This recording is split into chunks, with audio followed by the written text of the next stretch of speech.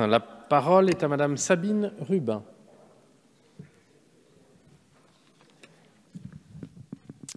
Merci Monsieur le Président, Madame la Ministre, chers collègues. Justement, il est question de partenariat public-privé. Donc j'ai récemment pris connaissance d'un rapport de la Cour des comptes européenne qui pointe du doigt les défaillances d'un modèle qui nous a pourtant longtemps été vanté, celui des partenariats public-privé. Quelle ne fut pas ma surprise de lire cette citation de cette Cour des comptes. Les partenariats public-privé ne peuvent être considérés comme une option économiquement viable pour la fourniture d'infrastructures publiques.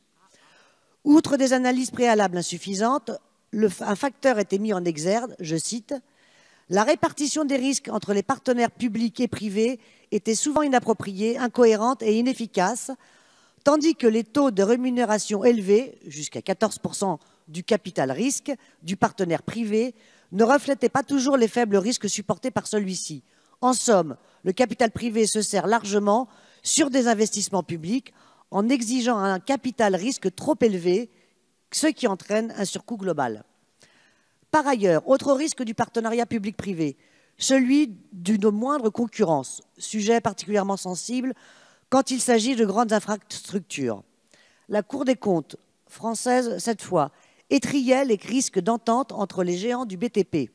Par exemple, pour le projet du Grand Paris Express, ne restent en lice que les mastodontes du BTP, comme ce regroupement FH-TSO-Razel, qui fait face au Vinci Bouygues pour le juteux marché des lignes 16 et 17. Donc une double question, Madame la Ministre. Quelles mesures seront prises pour empêcher que les requins du BTP et les entreprises intermédiaires, qui sont souvent leurs filiales, ne raflent une fois de plus la mise au détriment de nos PME-TPE? Quelle pertinence pour le partenariat public-privé au regard du constat de la Cour des comptes européenne? Madame la Ministre, vous avez la parole.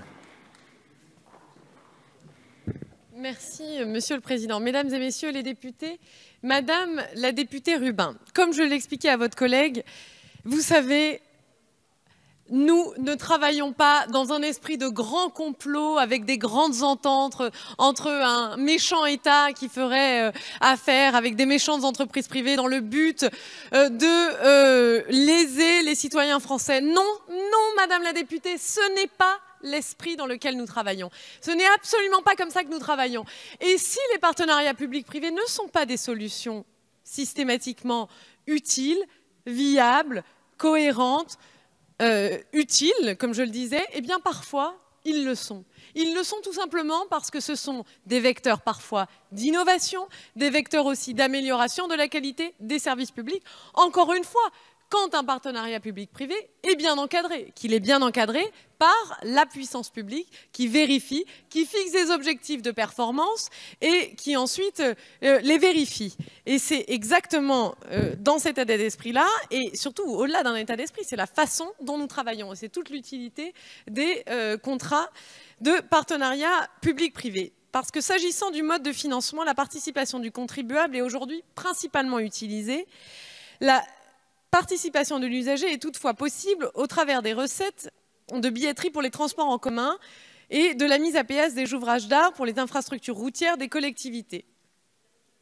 Pour ce qui s'agit du mode de réalisation des infrastructures, eh bien, vous savez que tout au long de la mise en œuvre du projet, comme je l'ai déjà dit à plusieurs reprises, mais visiblement vous répétez certaines expressions en boucle, eh bien, Madame la députée, il va falloir que je vous réponde aussi en boucle pour vous dire que une entreprise privée, quand elle est en délégation de service public, eh bien, elle ne fait pas ce qu'elle veut. Elle répond à un cahier des charges et elle est ensuite évaluée. Et si le travail n'est pas satisfaisant, elle est sanctionnée, voire, dans certains cas, le contrat est tout simplement arrêté.